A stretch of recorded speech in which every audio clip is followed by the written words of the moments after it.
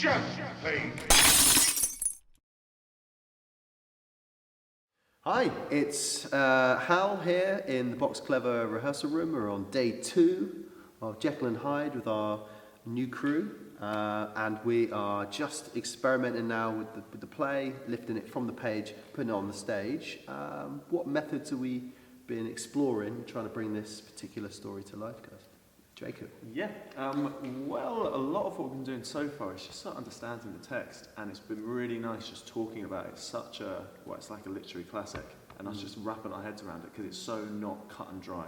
It's not like, well, this is definitely what's going on, this is what this character wants, and things like that. It's nice sort of understanding what the writer's trying to get at, or necessarily not even what the writer's trying to get at, but what we're inferring from it, and also what the audience are going to take from it.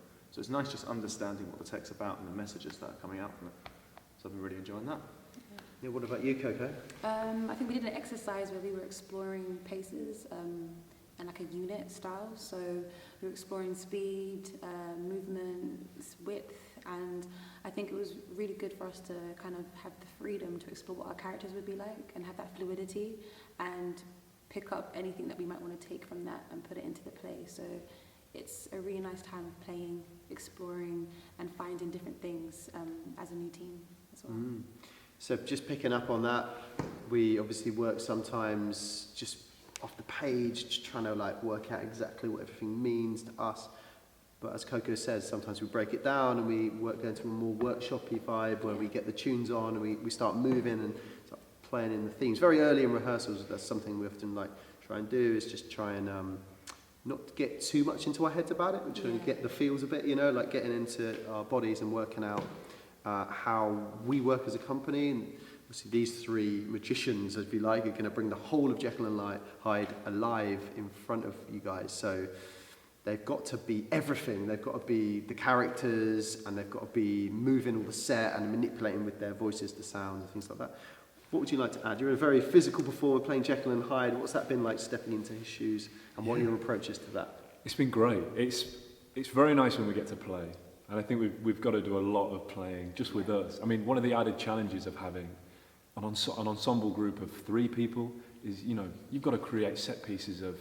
We've got to create London, a city full of millions of people and those dynamics, and how do we create that and make that livable and viable for the audience?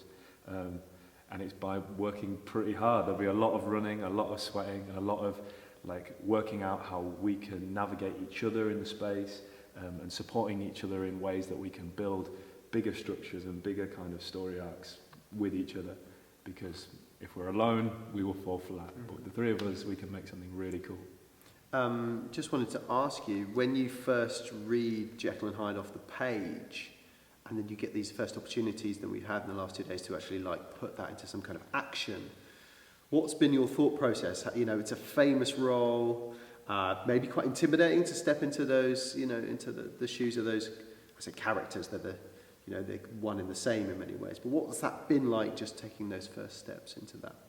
Yeah, very, very, very challenging, but also really exciting to kind of dive into themes that a lot of us in our day-to-day kind of polite life, you know, we don't get to do, which is that sadisticness, those dark natures, those darker themes, those kind of like greed and jealousy and combat, which is a lot of what we were doing yesterday in kind of our clown and our grid work, is going, okay, what would I do if my chains were released? If I could really act upon some animal instincts upon each other.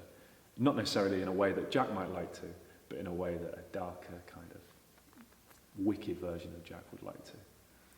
Yeah, I mean, I think the other things that we like to do early in rehearsals is to think about what this story means for us. So maybe Coco, would you talk to us about some of the discussions we've had about duality, the sort of Hyde self in all of us, the sort of shadow self? What were we talking about just earlier today? Yeah, I think we've all got inside of us like hidden something that we don't always explore, and I think it links, you know, to like mental health issues or just generic things. And I think we've been exploring and mainly discussing just what that looks like. So for example, this morning we were just talking about maybe being younger, being in school, having a lot of rage, having a lot of anger inside of us, and then the next day we're feeling happy, and it's just, where did all that anger disappear to? And that's what Jekyll and Hyde kind of does. You know, it plays both of those roles, and it's in duality, so it's in one person. So yeah, we've been looking at that, how we can make that relatable to you guys,